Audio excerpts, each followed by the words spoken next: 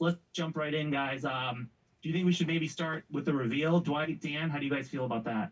Yeah, go for it, man. Yeah, man. They want us to shut up and just show products. So let's do it, man. I could keep monologuing. No, that's all good. All right, so we had one planned reveal for you guys. So this is we get a lot of requests from the fans for more X-Men, a very particular kind of X-Men. And one of the teams we know, we've been getting closer to checking them off, but haven't completed them quite yet, is X-Force. We'll just throw that out there, right? So this first figure we are going to reveal will be coming out on the Hasbro Pulse sometime later this year. But if we have the picture of that, we can show off the gorgeous render done there. Dwight, take him through this character. What are we looking at here? Yeah, we got Domino here in one of her looks from the 90s X-Force books. She's got these big, beautiful, scalloped, light purple metallic shoulder pads, a really great classic head sculpt with the short hair, and that helmet piece that she wore just in the front of her face. A couple of blasters, of course, because it is Domino. And the classic kind of a grayish blue base color with the offset white is pretty cool. And she got these cool. You can't see them too great in this image, but she has a sculpted armor on her double female comic elbows. I don't know if this is the first double female comic normal scaled female, but it's something you're going to be seeing a lot more of coming forward. So. Wait, did you say double elbow? Is that what you said? Yeah, they can all the fans can finally come up with something else to razz me about when we get back out on the convention tour, because that's been their like go-to staple for the last 10 to 15 years. So bad news for all of you fanboys out there. You're gonna have to come up with more things to yell at me and insult me about, which I'm sure won't take you long to figure out. Plenty of things to hit me with, but double elbows are off the table, boys and girls. They're coming. On to the next common request. So that Domino figure is awesome. Dan, do you think we should sell it? Oh, there's the image. Dan, what are we looking at, Dan? Well, so Brian, Dwight, you guys know I like to keep my promises. And last year I made a promise that in 2021 somebody's legs were gonna come out. So you know what it is. Cannonball's legs. So here they are. I told you I didn't really tell you exactly how they're gonna come out, but here's his legs. We decided, the legs was the only thing, right, guys? We should pack. A one and a half pack. Yeah, 1.5 pack. That's what we should do. Yeah, definitely. But what do you think we should be nice? What do you think? Well, it is in the spirit of fan fests, and where the fans come first, those who weren't happy with that amazing revolutionary blast effect that had never before been done in action figure form. No, we are going to give you the full cannonball. So let's go show that off here. Next like image. A soft fade. It was like a soft fade. I saw the fade. Just for a split second. It's like, ooh, oh, and then we took it away. Bring him back. Dwight, what's different about this cannonball this time around? Aside from the legs. Yes. Well, he's got femurs, which is, a huge plus this time around. But along with his femurs, he has a new deco pattern, once again, to partner up with Domino. So he's got a lot of light purples all over him, the split leg costume design. The jacket has been recolored, shirt. And I don't know if we have a picture of it or if it's going to be something that we show later, because I'm not very good at doing my homework and I don't actually study the stuff you guys send me as best as I probably should. But there is going to be an alternate head for Cannonball as well. So I think this is the new one. Yeah, this is the new head. So he was screaming when he was on the blast effect. Now he's calmed down a little bit and gets to hang out with Domino here. When he was nigh invulnerable, right? Nigh invulnerable while he's blasting. They don't want to keep it in focus. So how are these figures coming out later this year? Well, we said they're going to be on the Pulse. We don't know.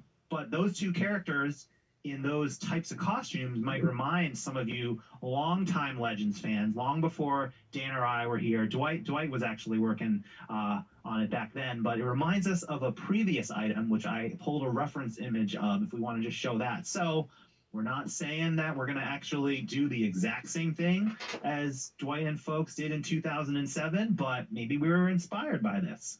No, Who's you to say? you should not be inspired by that. That was okay. You know what?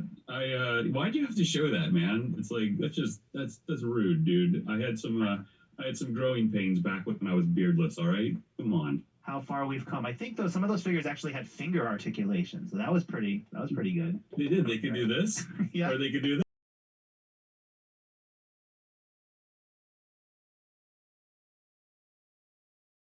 Your exclusive first reveal, unleakable reveals, by the way. Yeah, so Cannonball and Domino later this year. How will they be coming out? Who knows? The best kind of reveals. I just gave myself a really nice segue. Speaking of finger articulation, it just appeared to me. So speaking of that, let's get to the main event. One of the first main event. We have several today. Dwight, I believe you were nice enough to get some Sentinel models for us to walk through, and that's something we're gonna go through now if you want to. And I'll just kick it off by something that I was most excited for this Sentinel is that each hand has so many points of articulation from the fingers. I have some one Sentinel posed out behind me, and it's been really fun playing with them. So let's take the fans through the Sentinel and just kind of from the top. Like, what do you want to just show them first? Well, let's just bring the big boy up here. He's been hanging out with me in my basement. Slide this guy over a little bit. Look at And he's been battling cable for the last hour or so, which is kind of impressive because it just shows how high quality the tentacle is on this guy's arm. So he can keep his arm outstretched. He can keep cable, a character of that size, suspended for. He's been sitting next to me for at least a half hour. I'll take his cable out of there, unwrap him in this amazing wire bendy, which I think is, what we say, 18 inches, something like that. It's, pretty impressive just by itself in comparison. Let's do some comparisons. Some comparative shopping. The tentacle itself is taller than our Marvel Universe Sentinel that we did back in, I don't know how many. And if you put the Sentinel next to the Sentinel, let's give you guys a side by side of product to product. That's it. You can't even see him. That is how big difference we get for Sentinel to Sentinel, which is pretty impressive. His head is so high it goes off frame. So that's all we need for the little guy, little baby Sentinel. That's the cool thing about Sentinels, though, right? They're all different sizes. They have the little ones, the itty bitty ones. They have the Bastion ones, and they have this guy, and then there's also even the skyscraper ones. So that's one of the coolest things about this character is all Sentinels are in play still for your collection. And I think we said a while ago, this was like the year of the Sentinel. We've got multiples coming. You got Nimrod. You got, I can't think of his name. I always get it wrong. Dan, somebody help me out. What's the three-headed one that we just did?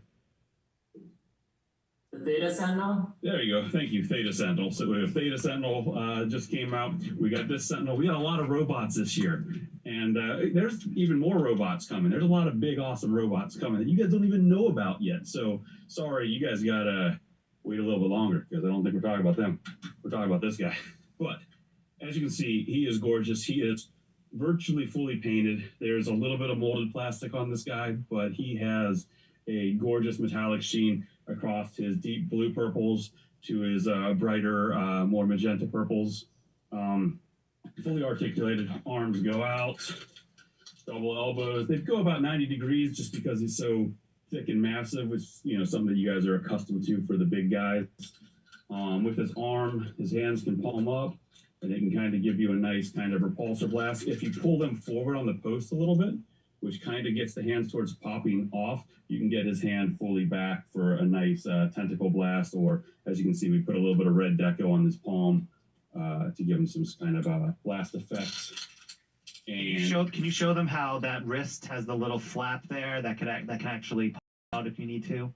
Yeah, this flap goes up and down a little bit just to kind of complete the armor, but it just pops right off. So it's just got the male-female ports, and it plugs right in there, snaps back in, and you're good to go.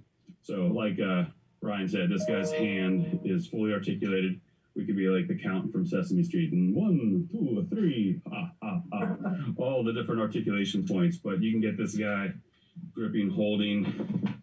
All I have is a Bastion here in front of me and the big cable, but he can hold up any figure you want him to, grip him, grab him, do whatever you want. Get that thumb down so it can actually hold him in a C grip. And we know that our fans, like with the Infinity Gauntlet, they will be responsible and appropriate with how they choose to position all of that articulation. Totally. Oh, totally. Yeah, totally appropriate sign language only, right?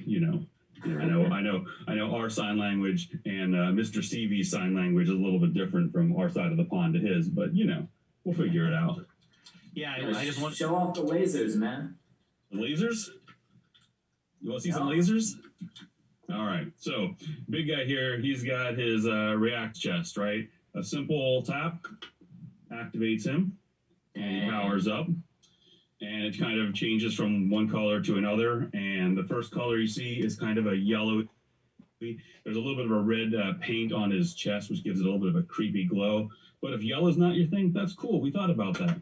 So tap it again, and he will change to green. And if you don't like green, tap it a third time. And it goes to a very classic evil red. So along with those three clips, and they'll stay on just for, 10 to 20 seconds. I don't remember exactly how long before it fades off. It's got a couple little Easter eggs tricked out in it as well. So if you tap and hold this for 2 seconds, it gets all sparky, battle damagey before its head fries out, and it goes into a white heart pulse, so that eventually will flicker and die as well. And if you want something for display purposes and you are taking some photography and you don't have the patience of running back and forth to tap his chest, if you tap and hold his chest for about 3 seconds after the glitching's over, he powers up and he will cycle through a very long sequence of light. I think this is about a 9 to 10 minute clip that the lights stay on. They start in his prime red, is kind of the hero evil look for Sentinels, and then it'll cycle to purple, and then I believe it ends on blue before ultimately powering down. So there's a lot of different color variations in his chest and eyes, which is really cool. And it's nice to have the variety, because if you were one of those amazing, awesome guys who bought more than one of these things, and you want to do more with him than just have Mr. Sentinel here. As you know, you guys activated all the stretch goals because you're absolutely awesome. And you have the battle damaged head, which has only one functioning eye. The other eye is permanently blacked out. So when it goes onto this body, you'll never get that eye to light. You have the Master Mold, and I'll pop these on in a second. You've got the Tri-Sentinel, gold. There it is, gold. Kind of a bronzier gold. Silver, so 3 different faces, 3 different mouth ports for whatever he's doing. You got the crowd control head with the speaker. You got the wires for just, wires. And then you got a triple blast effect. So, you can mow down your mutants in all sorts of horrible ways.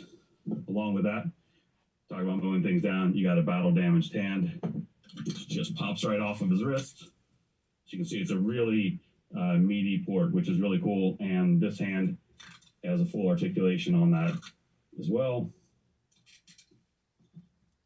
The battle damage hand does not have any articulation. It's more just kind of a showpiece, but the wrist does still move, so you can still have it posed out.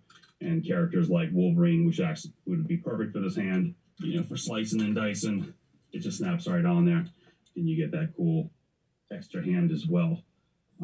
Articulation, he has a upper rocker, so it allows you to kind of get him moving around back and forth. He has an inverted ab crunch for bending forward, bending up, so you can get this guy kind of looking wherever you need him to. And he's got a quite impressive amount of leg movement. I apologize for grabbing you by the crotch. Some things just are, inappropriate awesome. But you got the full-on Jean-Claude, chair splits for the Sentinel. He has double articulated knees. His thighs swivel, as you'd expect. His knees go back, so you get the bottom one to move. So about there. The ankles have a bit of a rocker to them, so they can pivot front or in and out. And we painted the boot repulsors on his feet, so in case you have this guy stomping down on a mutant, you have like the cool effects fully painted and thought of. Or there was something else I was going to say, and it just escaped me because it's late in the day and I'm not that smart. So, you know, there you go. And then the foot does pivot back and front slightly, and it has a little bit of a rocker to it. So, let's see if I can get this to show you guys. He's not the easiest thing to manipulate. I apologize. He's about, he's over 8 pounds somewhere. I don't know why I looked at him like he's going to tell me. Like I said, you know, it's live. It's live TV, everybody. But he does have a bit of a ankle pivot rocker as well. So that's right. I weighed him earlier, and he is 137 ounces to be specific. So that is about over 8.5 pounds of just pure mutant hunting menace there. Yeah, and and as you guys know, there's more mutant hunting that goes along with him. You have Bastion, you have female Prime, you have an alternate male Prime head. So you can, and these, I know it's my camera, they probably don't look that great anyways, but these are still a little bit early. We're working to tweak these to get these even more impressive to match what you guys saw in the crowdfund. Like Bastion's face is still missing some of the deco washes, wipes, his chest reactor is not popping enough. So we're still trying to improve these and clean them up so there is high quality and perfect for all of you Marvel Legends freaks and geeks out there, because we know that all the little bits and bobbles mean a lot to you. Oh, look at this. Next to him, we got a little buddy. Oh, look at that. Cute little buddy Sentinel. Baby Sentinel, big Sentinel, middle Sentinel. We got it all covered. Can we get nerdy and just really quickly show them how the batteries work? How do we install it? Sure. Can we show them the cool, awesome little freaky head up to underneath there? Check this little bad guy out. He's got this cute little oh, what a happy little cute robot head. He's adorable. There we go. So now we got the master mold. So back of this Titan. It has a very seamless designed plate that you can just pop right off, and there's your battery hatch. So it's completely hidden and integrated into the design of this guy. So you don't see any of the battery hatch at all when it's assembled, and it just snaps, as you heard, snaps in there really nice and tight. It's pretty solid, locked in. He's got a little PVC diaper piece so that it doesn't hinder his hip movement, and that is our wonderfully impressive My Little Buddy. Like, he can just sit here with me, which is kind of cool, hang out with you guys and all of his mutant hunting, badness. So that's our Sentinel. I hope you guys like it. It was an amazing project to work on for the whole team. Dan and Ryan, which you see all the time, our team members that always want to remain nameless because they hate me calling them out. And then, the creative services team and everybody over there, everybody. I mean, this thing was a massive project through all departments, QA, finance, everything was thrown into this thing, and we are super pleased and proud of him. And I've enjoyed playing with this guy a lot, battling some X-Men, taking some pictures that I'll hopefully share with you guys soon. But I absolutely love this guy. I think he turned out really cool. There we go. Oh, look, he's a little friend. Yeah, that's the big guy. What do you? I mean, I hope you guys are happy, and I hope that you guys supported it. And if you didn't support it, I'm sorry, because you're missing out on a really impressive centerpiece for your Marvel Legends collection. The biggest, most impressive thing we've done today. So far. Let's just leave it at that. Yeah. So we last week we went into the office and did an FEP review together, which we don't really do as much these days, given the remote working situation. But it was nice to be back in just for a little bit, and we were reviewing it. We were unboxing it. It was it's like a team lift to open the box and slide them out there. Comes in this really protective, nice kind of styrofoam tray with all the different pieces positioned in there. So we think you guys are going to love it. Stay tuned tomorrow, where we might be going a little bit deeper on Ben's side and the creative services teams, and really showcasing the packaging. So we wanted to focus today on the actual figure itself and the articulation and the details and some of those features, but really excited to share the packaging with you tomorrow. So now we thought we would answer some